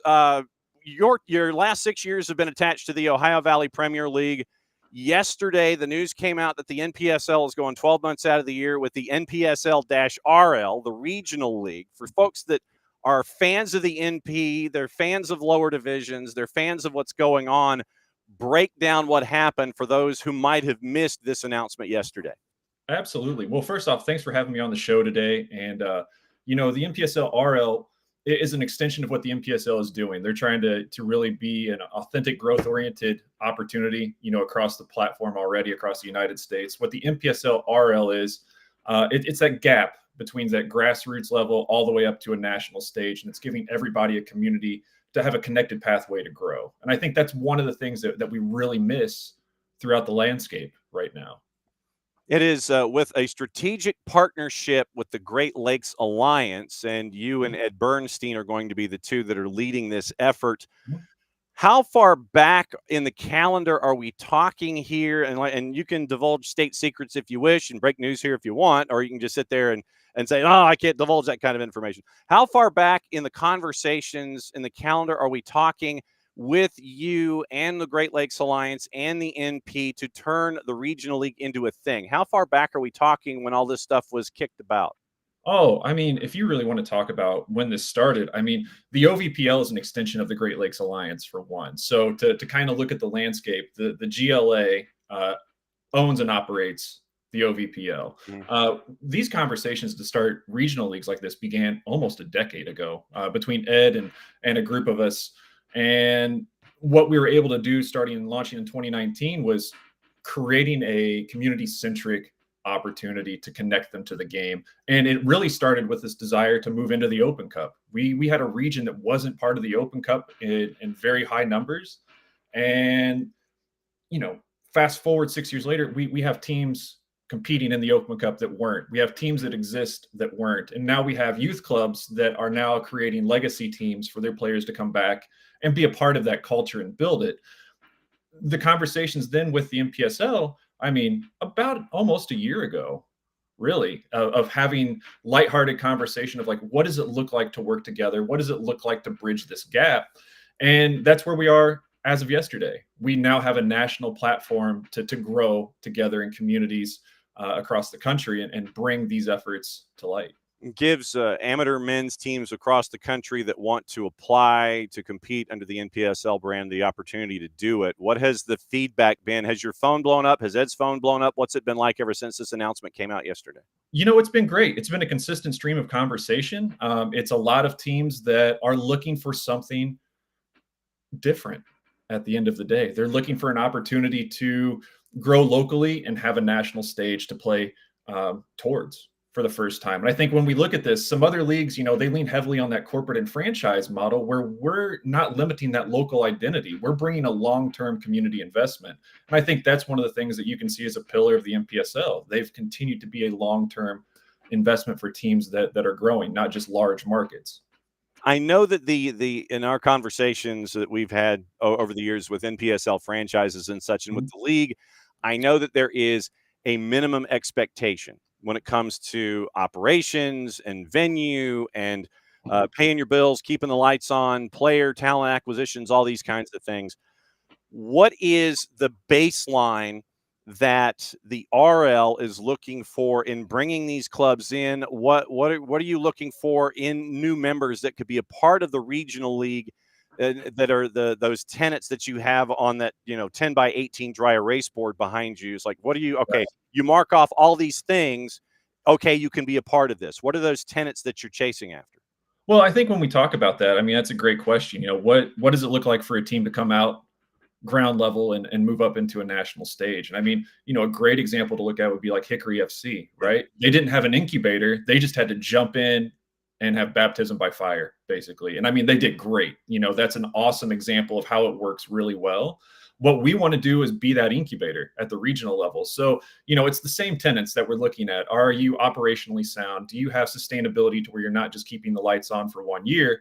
Are you going to be here to continue that growth? And I think the big thing is the relationship. You know, we want to make sure that those teams are focused on being a tier 1 opportunity at the end of the day. You know, not necessarily in a year, but are they on a track to compete nationally? And that's what the RL is going to do. It's instead of being at that grassroots level locally, kind of where the, you know, some of the other leagues operate, we want to make sure that we're providing the information for those teams to aspire to be at the national level. So then what is the vetting process for letting someone come in under the regional league umbrella? What are your guideposts in saying, yeah, okay, all of this checks, you're good? Because I know the last thing that the NPSL RL wants is a one and done, because then all other folks, regardless of how founded the emotion might be, they kind of sit there and it's like, uh-oh, okay, so there's a one and done here. What's the vetting process and letting folks in under the umbrella?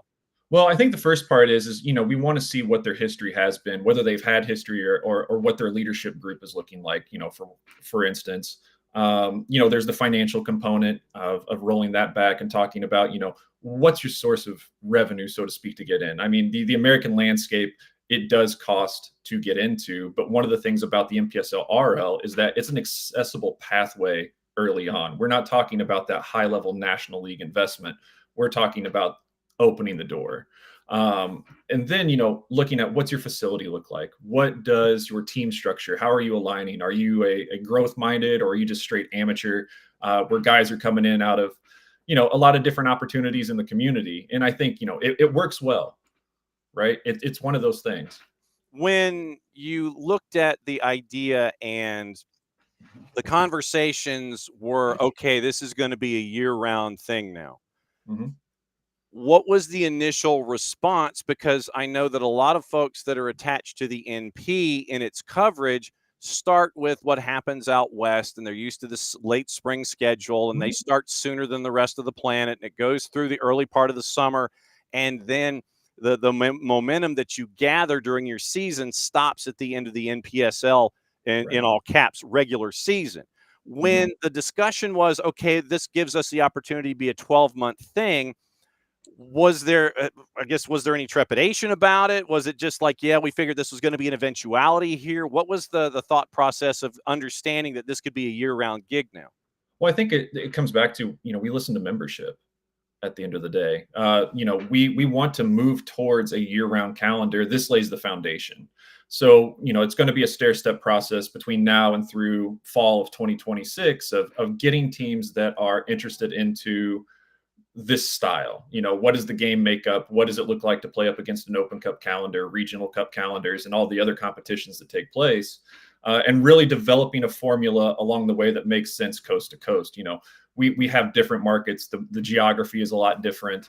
And, we want to make sure that we're providing that extension. A lot of teams in the summer have that desire to play. Now we're allowing that opportunity to continue. And so as we unfold these seasons, so with the spring kicking off, in 2026 in various markets, and then really focusing on summer to build off into that 26-27 calendar year, I think that's when we're going to see a lot more growth and momentum, because now we're operating on that full basis. Jason Brown, Managing Director of the NPSL Regional League, dropping by for the 411 on the announcement yesterday, where it is now the NPSL RL, a part of the NPSL, and they're looking to go 12 months. What is the thing, and this could be an off the field thing or an on the field thing, what is the element of this regional league that you are, and those of you that are under the umbrella in machinations and such, what's the thing that you're the most confident about in the launch of the NPSL RL? I think for me, the confidence is just how it's growth oriented, where you see a lot of stagnant tiers in other leagues. So, like, for example, it's a lot of places are just a place to play without a clear growth ladder. What we're offering now is an opportunity to have a growth ladder. So, I know the big word that people want to talk about is promotion relegation. We're not there yet. That's the big landscape. But what our opportunity that we're offering is growth. We're an incubator. We're going to have an opportunity to bring somebody from that grassroots level all the way to a national tier 1 experience. And I think that's the most widely accepted. It's a consistent platform, and it allows us to reach into communities that are local driven. Like I said, I talk about the Hickory FCs, giving them that access to reach nationally at that point too. So then to the flip side of that, obviously, if I'm going to ask you, what are you the most confident about when it comes to the NPSL RL? What are you the most, I'll use the word concerned, but what do you consider to be the larger challenges of the launch and continuity and chasing after the idea of being a 12-month idea in the soccer landscape? Right.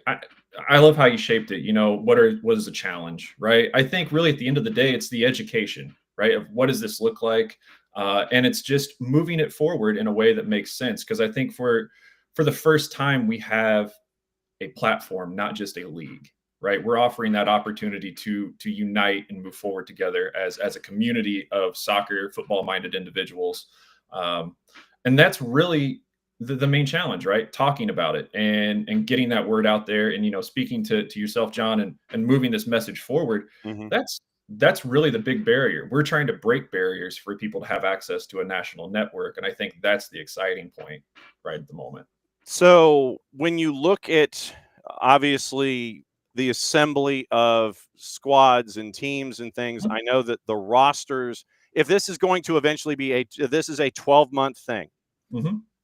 A lot of folks who are attached to their clubs have a roster idea of, okay, this is my roster. These are my 25 guys, and they're only here from spring and a little bit of summer. Right. Is there concern about player turnover because of the college game and how it integrates into what we consider the current NPSL structure? What about the keeping of the talent pools? I understand the idea of the growth of the talent pool, bringing in those players that you can have from day one. But I guess what we're used to in the NPSL landscape, I guess, is that a part of the concern also in maintaining players, roster turnover, continuity, all those kinds of things. I think in terms of roster development and continuity, that's a struggle that you see regardless anywhere across the country at any given time because of the concentration of college players in the summertime. I think what we're doing is we're allowing for an opportunity for a continued development cycle for these teams. They're able to stay active. And I think when you're able to stay active on a longer basis, then you have more engagement with your players in the long term. So I think we're really kind of solving a problem in the long run. So the college players and all of those guys at the national tier 1 experience will have a home to come to. That league is not changing. It's evolving. The RL is providing that active play throughout the course of the year. So then that way, when those players are available for the national experience in the summer, like the NPSL offers, they're ready. I know that, and this is a question that I ask across the board when it comes to all things new. Could be a franchise, could be a league, could be whatever. I know that there is a to-do list somewhere in that office of yours, and maybe Ed has one and you have one. It could be on, it could be on a notebook somewhere, kind of like my notebooks that I have here, just, guests and layout and things like that. Could be a Google Calendar, could be wherever, could be one of those big 10 by 18 dry erase boards that has a lot of arrows and different colors and things like that. Where is your to-do list for the RL? And what is the next thing that you think you can cross off of that to-do list? So when you hit day one of launch and games played and teams and all that kind of stuff, that you're hitting it as flawlessly as you can. I think like the next thing on the list is just continuing the conversations with the teams that are coming in right now.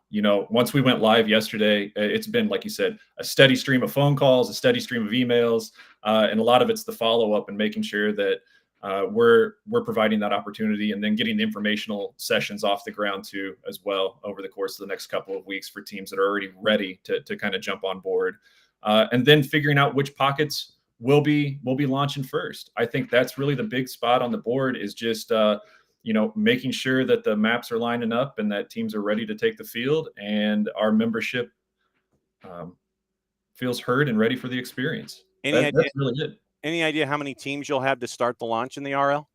At the moment, we do not have the final number of teams or anything ready to go, right at the moment. It's been a consistent pocket of teams. We're really concentrated right now Southeast. We have a lot of interest in the Midwest. We have some interest out West right now. And over the course of the last 24 hours, all across the U.S., I've been getting information from teams. So, I mean, it's one of those things of, I think my next dot is probably looking at the map, dropping some pins on there, and making some alignments that make sense, and then having conversations with those that are interested, and then seeing what we can make happen from there.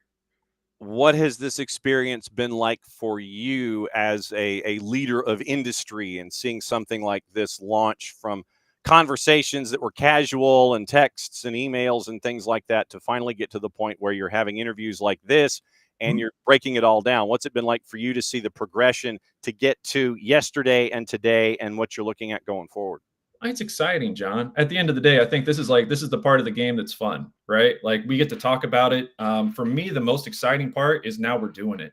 Like, I think that it's almost like Christmas Day in a way. It's like, you got the present kind of sitting under the tree. You can't really talk about it. You can't open it. Can't do anything. yesterday. We can unwrap it. We can talk about it. We don't have to worry about all the text and everything. It's now a conversation that can be had. And, that's the exciting part. I'm looking forward to those moments, but I'm really looking forward to when we get the first kickoff going, in the regional leagues, in the spring and in the summer. So spring of 26, NPSL RL, do you have a target date for kicking off in the spring? So right now the target date is we're going to look at a January 1. Like I said, it's a big market. January 1, teams will have the opportunity to look at and move it forward. We got some conversations happening between now and then. Again, United States is a large geographical map. We have teams that have the ability to do things year round. Some have the ability to do things in a micro season, things like that. So we want to be very cognizant of what's going on and what teams have available for them geographically. And if it makes sense, we'll be ready to go. And like I said, we're going to roll this out. I would say over the course of the next few months, we're going to learn. Nothing is perfect. I already say that right off the bat. Nothing is perfect, but we are going to make sure we listen to those that are involved and make sure that we're providing that platform that makes sense and making sure that we're also bringing teams into the fold that have that aspiration to move towards a national landscape. One of the things that I do really love about this opportunity is that while other leagues are leaning heavily on those corporate and franchise models, we are bringing local identity and a long-term community investment. And I think when you build culture and when you build leagues, that takes time. So it's for me, it's not always necessary to talk about dates. It's about what's the long play. And for us, it's connecting across the map and uniting the platform. What have you learned about yourself as a leader in this process? Oh man, you just got to have humility. I think, in a lot of the other things that you do, you just got to have humility and realize you don't have all the answers. And my role at the end of the day is to bring people together to come up with solutions and be solution oriented and not problem focused. So the landscape is the landscape that we're in. And for me, it's just leading with integrity all day. If you do those things, that's what brings people into the fold, and just doing the best you can and having humility along the way when you need it. Jason Brown, managing director, new managing director, I guess managing director of the new as opposed to new managing director, but managing director of the new NPSL Regional League after spending time leading the Ohio Valley Premier League over the last 6 years, combining with the Great Lakes Alliance, turning NPSL franchises and ideas into the year-round calendar. That as things get updated and you continue to grow and get closer and closer to launch, you're going to have to come back. Absolutely. And continue to update folks as to how things are going. And then obviously we'll catch up with you in January as things are launching as well. So consider yourself warned that there will probably be multiple visits here on the morning show to break everything down as the RL continues to grow. Thank you for coming on, especially during one of the busiest weeks I'm sure that you've probably ever had as a leader in soccer. Thanks for dropping by the morning show. Don't be a stranger. We'll be catching up with you soon. John, thank you for the visit, and we look forward to catching up, and I'll work on my scarf wall as well in the background. All right. Thank you, Jason. Be safe, and we'll catch up with you soon. Jason Brown, the new managing director, the NPSL Regional League. They're going 12 months a year. So we will continue to see how that continues to monitor and grow going forward, and we'll see what it looks like with the NPSL RL when it comes to the launch in January 26th, and then they'll work their way into game schedules and things like that in the spring of 26. And so we'll keep an eye on all of that going forward. So once again, thanks to our friends at the NPSL for letting us hang out with Jason for a little bit and find out what's going on there with him. All right, so we got about 10 minutes. We'll go over all the other news and everything, and there is some news having to do with Champions League. We'll get into that here right now. Yesterday, it was match day 1 in the league phase. We did have a rather fun batch of matches, and from there, we had a sacking and we had a surprise hire. Nothing like that on in the midweek. So yesterday in the Champions League, you had your bouts of crazy, and it was Karabag over Benfica 3-2. Karabag was a plus 12-10, by the way. Benfica at home, massive favorite, and they were a minus 556. They did not get the win. They had a 2-0 lead, blew it. And for those of us that were watching that match yesterday, you could tell that something wasn't right. And because of that shock result yesterday, Bruno Lage is out at Benfica. You could tell it's like the fans were not happy, and it was just So Bruno Lage out at Benfica, and they decided, meaning Benfica, and if we do end up catching our friends, if we do catch up with folks on Thursday, and especially our friend Torres, who is we're keeping him and we're giving him as much love as possible because his mom had to have surgery yesterday. And for those of you that follow Nino on the social medias, you know what kind of surgery it is. So we don't know if I'm just saying this right now, not having any kind of conversation with Nino because I'm giving him his space right now with his mom who's having surgery. So don't know if we're going to have Nino tomorrow. If we do, we'll discuss this in the greater sphere of things. Bruno Lage sacked after they lost in the Champions League at home to Karabag. So who do they bring in? Jose Mourinho. Almost 25 years to the day after starting his managerial career with the club, Mourinho gets to go to Stamford Bridge on September 30 when Benfica faced Chelsea at Stamford Bridge. And remember, yesterday we were kind of joking with Brad Feldman, about the idea of the Revs bringing in Jose Mourinho. A lot of folks early this morning were looking at this and going, you've got to be ishing me. Jose Mourinho going back to Benfica 19 days after he'd been sacked at Fenerbahce. He's back, or at least according to Fabrizio Romano, at advanced talks. Open doors to the move, wants to return to coaching. Agreement could be sealed soon, according to Fabrizio Romano. Ben Jacobs then an hour later, basically at 4 o'clock this morning, our time, Mourinho agrees to it. And so that's what you're looking at. Champions League schedule for Benfica with Jose Mourinho. Chelsea, Newcastle, Leverkusen, Ajax, Napoli, Juve, Real Madrid. With the deal being very close. Hired by Benfica 20 September 2000. Taking charge of the first game back at the club on Saturday. The date, 25 years to the day.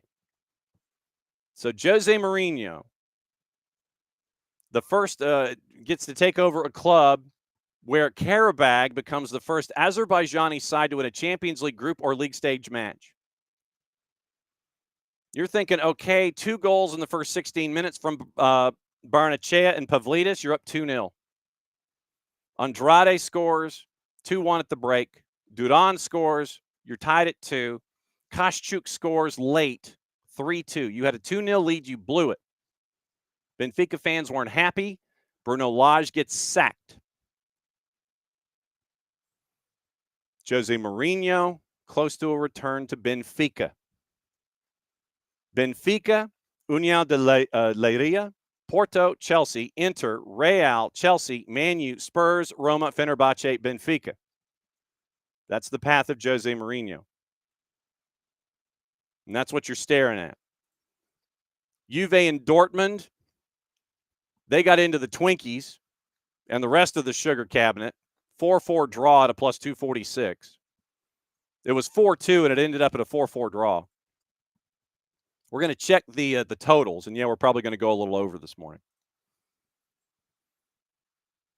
7.5 was a plus 5,000 in the juice boxes for that match yesterday. Real Madrid over Marseille by the score of 2-1. And I know a lot of folks were looking at that one going, what happened there? Real Madrid is awarded a late penalty on a handball. They get the win. Keeper did get a paw on it, but Mbappe scores the penalty. And that particular penalty call what is the guy supposed to do as he's trying to brace himself on the ground? If you call it, it's harsh. We had this discussion, Jason, Maddie, and me, and everybody yesterday when we were watching at O'Sullivan's, subtle plug, that if you call it, you can call it, but it's harsh. And you've got to be uniform in your calling of that particular act. For me, it's you're trying to brace yourself. What are you supposed to do with your body in that case? But late in the match, Real Madrid gets a penalty call shout. Mbappe puts it in the back of the net. Yesterday, Christina Uncle, quote, let's call it what it is, or robbery.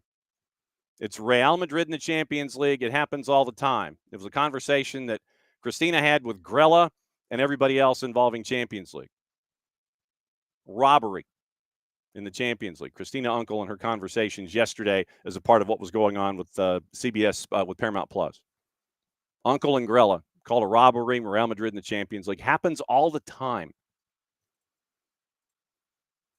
Also, elsewhere, Spurs over Villarreal 1-0. Arsenal takes care of business at Bilbao at a -137, 2-0. And a big win for Royal Union Saint-Gilloise. Basically a +300. They go to PSV, get the win 3-1. So today, and we'll get into what to watch, where to watch it, how to watch it, and all that stuff coming up in a sec. 12:45, two matchups, Olympiacos and Paphos. Olympiacos favored at a -244. Slavia Prague and Bodo Glimt. Bodo Glimt on the road. They are a +275. Slavia Prague is a -111. 4 at 3 o'clock. Ajax and Inter, that one should be fun. Inter's a -145 on the road at Ajax. Bayern Munich and Chelsea also should be fun. -139 for Bayern. Chelsea's a +333. Then you've got Liverpool and Atletico de Madrid. Liverpool's a -200. Draws a +341. Atletico de Madrid a +500. Injuries for Liverpool. Atletico de Madrid going into Anfield in the midweek. I like that draw at +341. And then the other matchup, PSG hosting Atalanta at the Stade de France at a -227. Draws a +382. Atalanta, as it's changing. Wow, the draw just went up to a +380 and Atalanta a +546, literally as we're talking about it. So 6 matches today in the league phase. You can catch all of them on Paramount Plus. So what to watch, where to watch it, how to watch it, since we're there. We'll get into all the things. So you have a Libertadores and Sudamericana last night. Marcelino Moreno scores a late goal in the first leg of Lanús's quarterfinals. So Lanús gets the win over Fluminense yesterday, 1-0. Once again, Marcelino Moreno scoring late, like 88th minute. Bolivar and Atletico Mineiro at 6 in the Libertadores. River Plate and Palmeiras at 8:30 on BN and BN Espanol. That's probably your Fanati special. FNTZ.co/soccer down here. Helps them out, helps us out, helps you out. FNTZ.co/soccer down here. River Plate and Palmeiras at 8:30. CBS Sports Network, doubleheader, Olympiacos and Ajax. League One at 6:30, Richmond and Portland. Open Cup semi at 8:30, Minnesota and Austin. BN Espanol simulcasting Libertadores and Sudamericana. Fox Deportes, the Honduran Liga Nacional, Platense and our friends from Nicaragua at Motagua. Platense and Motagua from Honduras at 7:15 on Fox Deportes. 2-NA. And Unimas both have Slavia Prague, Bodo Glimt, and Liverpool and Atletico de Madrid. Universo tonight, Liga MX, 9:05, Chivas and Tigres. So you better have multiple devices fired up now. Season Pass, the 2 matches we talked about earlier in Major League Soccer, NYCFC and Columbus, RSL and LAFC. Fox Soccer Plus, CONCACAF Caribbean Cup, Cavalier and Defense Force at 8 o'clock. Paramount Plus has all of your matches in the Champions League, English League Cup, Swansea City, Nottingham Forest, and Grimsby Town's run after they knocked off Manchester United continues. They won at Sheffield Wednesday yesterday in front of a lot of their supporters and not a lot of Sheffield Wednesday supporters. Made a point to watch that game yesterday. Swansea and Forest at 3 o'clock in Wales. League One once again and Open Cup both on Paramount Plus. Peacock simulcasting Chivas and Tigres. Women's side, CONCACAF W Champions Cup, Monterrey and Alianzas at 9 on ESPN Deportes on the Plus. Northern Super League, Calgary and Ottawa, and Monterrey and Alianza, both of them are at 9 o'clock.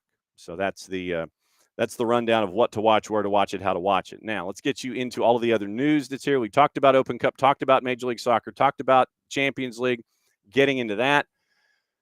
Man, Jose Mourinho looking to get back in the first match 25 years to the day. 25 years to the day that he started at Benfica, he'd be circling back and taking over them once again. The world is a circle. It is not line to line. Absolutely not. The world is a circle. Let's see what's. I'm checking the papers to see if I've missed anything, and I know that I probably have. We'll talk about it again tomorrow. Once again tomorrow, KCD is going to join us at 9:15, and we'll see if Nino joins us at 10 o'clock. Obviously, family is important first and foremost, and then Nico Moreno will join us at 10:30. Nico was not a fan of what he saw last night at the Erector set with Messi and friends with Seattle, where they were concerned. He was very biting in his criticism. And so we'll find out about that from him, and we will find out anything else that is on his mind when it comes to all of the activity that has been going on in the world of Major League Soccer.